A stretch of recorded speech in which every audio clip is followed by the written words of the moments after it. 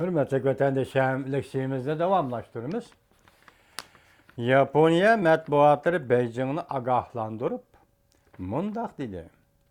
Amerika Qo'shma Shtatlari Jungo yo'l qo'yish strategiyasi vaz kechdi. Yaponiya matbuatları Beijing'ni agahlandırıp mundaq dedi. Amerika Qo'shma Shtatlari Jungo'ga yo'l qo'yish strategiyasidan vaz kechdi. Mavzuli xabar 12 ayning 1-kun Dovitor betida e'lon qilindi.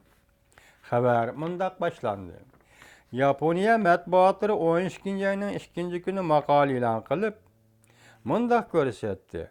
Amerika Qo'shma Shtatlari Jungo'ning bosh ko'tarishidan bargan sari tahdid his qilishga boshladi. Jungo'ga qaratgan yo'l qo'yish taktikasi allaqachon nol nuqtaga yetib keldi. Ofat xarakterlik oqibatning yuz berishidan saqlanish uchun Jungo yo'l qo'yish kerak deb ogohlantirdi Yaponiya matbuatlari. Diqqat vatandoshim, yana bir qatam o'qib ko'ray. Yaponiya matbuatlari 12-kuni maqola e'lon qilib, mundaq ko'rsatdi. Amerika Qo'shma Shtatlari Jungo'ning bosh ko'tarishidan bargan sari tahdid his qilishga boshladi. Jungo qaratgan yo'l qo'yish taktikasi allaqachon nol nuqtaga yetib keldi. Ofat xarakterlik oqibatning yuz berishidan saqlanish uchun Jungo yo'l qo'yish kerak.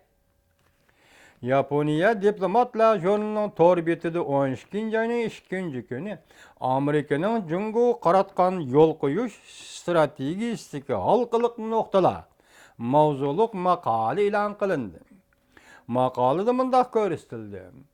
O'tgan bir necha 10 yil mobaynida Jungo har xil xalqaro tashkilotlarga aktiv qatnashdi. Bu albatta Amerika Qo'shma Shtatlarining ilhom berishi va yo'l qo'yishining natijasidir. Buning sababi 3 turlik. Birinchi, Jungo hargizmi Amerikaning hukmronlik o'rniga xiris qilmagan.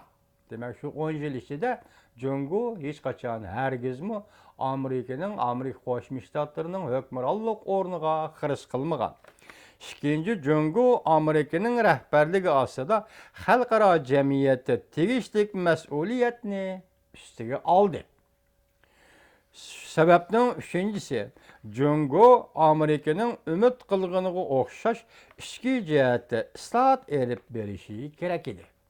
Demak, 3-nuqtaga talab qo'ysa qarasak, Jungoning islohot elib berishni, ichki jihatda islohot elib berishni Amerika Qo'shma Shtatlari umid qiladi. Lekin biz qaraymizki, Yaponiya gazetalari nima desin, biz qaraymizki, hozirgacha Jungoning ichki qismida hech qanday islohot elib berilmadi. Bo'libmi siyosiy islohot elib berilmadi. Demak, bu yerda Amerika umidsizlandi degan. Lekin faktlar isbotladiki, Jungoning dunyo sistemasidagi agishish siyosati hammaga agishish siyosati Jungoga foydali bo'lsa-mu, Amerikaga foydali bo'lishi notayin. Shuning uchun Amerikaning Jungoga yo'l qo'yish siyosati endi o'zgardi.